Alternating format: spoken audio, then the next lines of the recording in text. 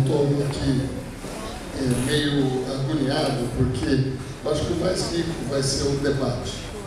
Então eu vou reduzir bastante a minha fala para trazer um panorama mais ou menos, um contraponto do que a Unicamp está trabalhando nesse contexto no entorno da SANASC.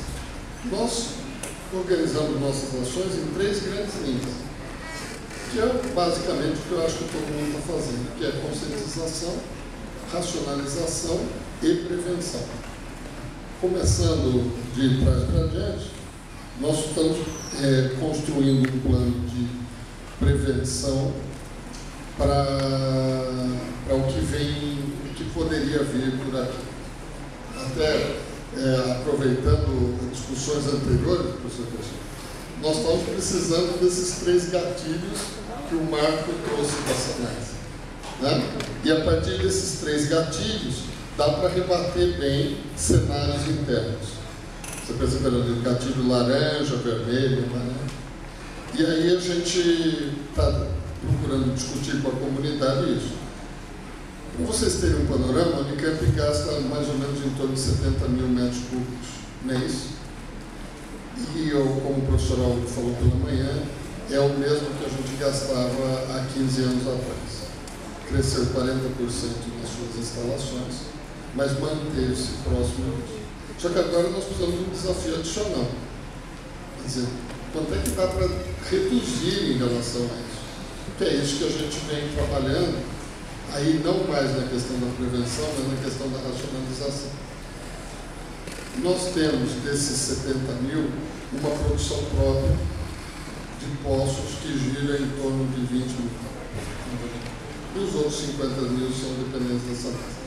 Quando o Marco coloca a garantia da questão hospitalar, isso nos dá uma folga maior, porque aí nós já estamos falando mais de 25 mil, e sobra uns 20 mil.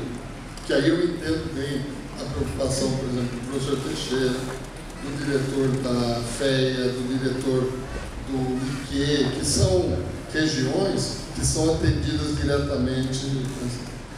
Aí no debate eu já também vou fazer uma pergunta ao Marco aí, como é que fica a questão do Barão Geraldo, porque um eventual problemas em Barão Geraldo afeta diretamente 1/3 da Unicamp, e que são unidades como a FEAG, a FEA que eu comentei, Biotério, área de administração, que serão afetadas diretamente.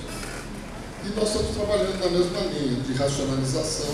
Estamos fazendo um levantamento nas novas áreas da Unicamp para a identificação da possibilidade de extração de mais água subterrânea.